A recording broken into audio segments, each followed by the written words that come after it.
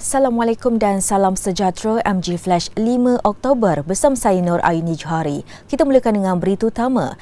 Kerajaan perlu mengenakan tindakan saman terhadap Indonesia susulan situasi jerebu rentas sepadan yang didakwa berpunca daripada kebakaran hutan dan tanah di negara berkenaan.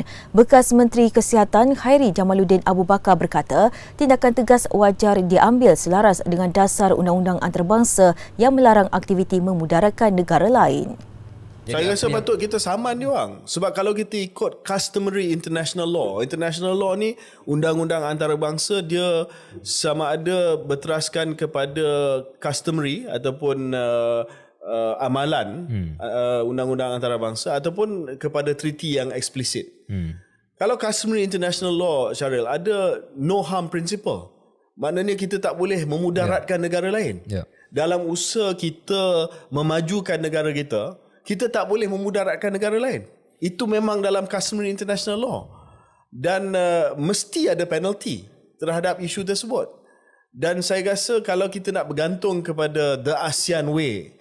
The ASEAN way ini adalah budaya dalam ASEAN lah. Tidak ada campur tangan dalam negara lain. Hanya boleh melalui diplomasi. Ya, walaupun kita ada ASEAN agreement on transboundary haze.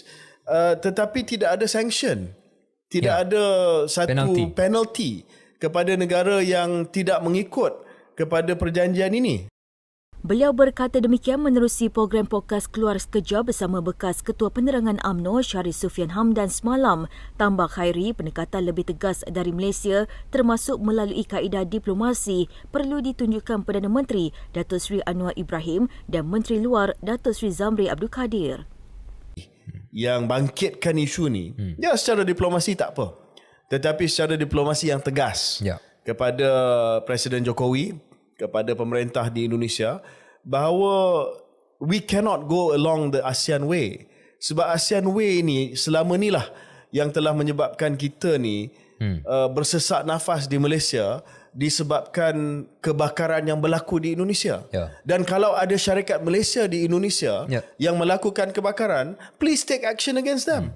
Sebab kita tak boleh ambil tindakan terhadap mereka daripada Malaysia. Sebab mereka buat kesalahan itu di Indonesia. By all means. Jadi Indonesia janganlah guna alasan kata yang pertama ni tidak ada titik panas yang menyebabkan jerebu di sini. Sebab memang ada.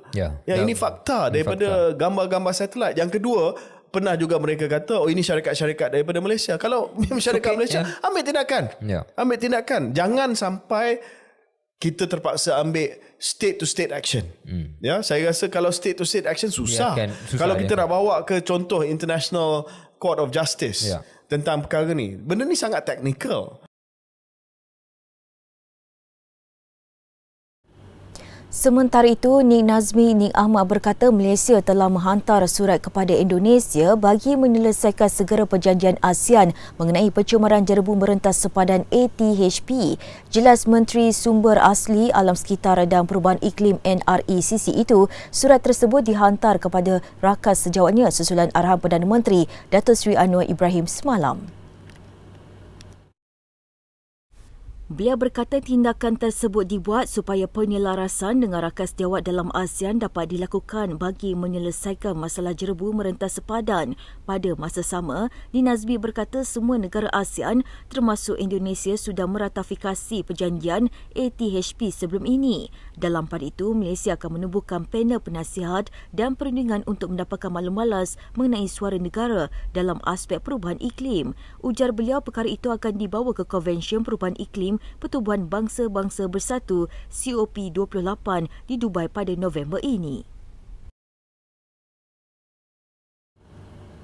Tindakan tidak meneruskan pemberian diskaun pembayaran balik pinjaman Tabung Pendidikan Tinggi Nasional PT-PTN dikritik Armada Parti Pribumi Bersatu Malaysia Bersatu. Perkara itu mendapat perhatian dari ketuanya Wan Ahmad Faizal Wan Ahmad Kamal menerusi perkongsian di hantaran Facebooknya semalam. Beliau secara sinis mendakwa ia antara skrip alasan yang mungkin digunakan dalam Manifesto Pakatan Harapan PH tidak terpakai kerana Kerajaan Perpaduan mentadbir negara ketika ini.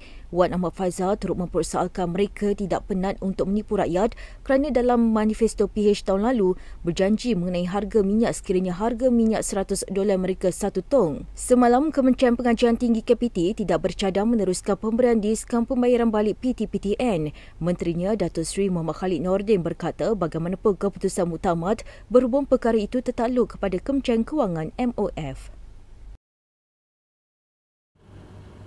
Menteri Besar Pahang menafikan dakwaan ahli Dewan Undangan Negeri Adun Barisan Nasional BN akan menyertai Perikatan Nasional PN sekiranya parti itu memenangi kerusi Pilihan Raya Kecil PRK Dewan Undangan Negeri Dun Pelangai.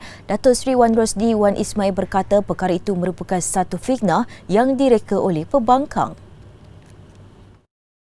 Jelas beliau kesemua 15 adun Pahang daripada BM menzahirkan sokongan tidak berbelah bagi kepada kerajaan negeri pimpinannya pada masa ini. Datuk Seri Warosdi menyatakan keyakinan itu susulan kesemua adun memaklumkan sendiri kepadanya berhubung perkara tersebut. Justru itu, beliau meminta rakyat agar bijak menilai sentimen atau fitnah yang ditaburkan dan tidak mudah terpengaruh dengan anasir yang cuba dibawa oleh pihak pembangkang. Terdahulu, pengerusi Perikatan Nasional PN Tan Sri Muhyiddin Yassin dalam ceramah perdana mendakwa ada kemungkinan adun daripada BN akan menyertai PN. Perkara itu dijangka berlaku jika gabungan itu menang pada PRK Dun Pelangai. Satu jawatan kuasa khas akan dibentuk bagi menepasti tindakan bersesuaian yang boleh diambil terhadap warga asing yang kini mendominasi perniagaan terutama di kawasan nilai 3 Negeri Sembilan. Menteri Besarnya Datuk Seri Aminuddin Harun berkata perkara itu dipercayai berlaku berikutan ada pemilik lesen perniagaan tidak bertanggungjawab menyewakan lesen mereka kepada warga asing. Beliau berkata pihaknya memandang serius perkara itu dan tindakan menyewa lesen kepada warga asing dengan meletakkan nama pemilik sebenar warga tempatan sepatutnya tidak berlaku. Tambahnya, rakyat di negara ini dinasihatkan jangan sampai menggadai maruah sendiri disebabkan menerima bayaran RM100 sehingga RM1,000 hasil menyewa lesen perniagaan dari warga asing. Datuk Seri Aminuddin turut memaklumkan sekiranya di negara lain, mereka tidak akan membiarkan sama sekali perkara tersebut berlaku. Bukan itu saja, beliau juga amat terkejut kelompok peniaga warga asing di situ cuba menguasai perniagaan dengan menubuhkan persatuan menggunakan nama negara mereka sendiri. Tindakan itu sekaligus dilihat agak melampau dan keterlaluan seolah-olah mencabar undang-undang negara ini. Sehubungan itu, Datuk Seri Aminuddin menggesa pihak berkuasa tempatan PBT menyimak semula kelulusan lesen yang diberikan. Dalam pada itu, Jabatan Imigresen Malaysia JIM juga diminta melakukan pemantauan secara berkala terhadap kehadiran warga asing di situ termasuk di kawasan lain. Ini bagi memastikan warga asing di Negeri Sembilan bekerja menggunakan permit yang betul dan bukannya menyewa lesen perniagaan.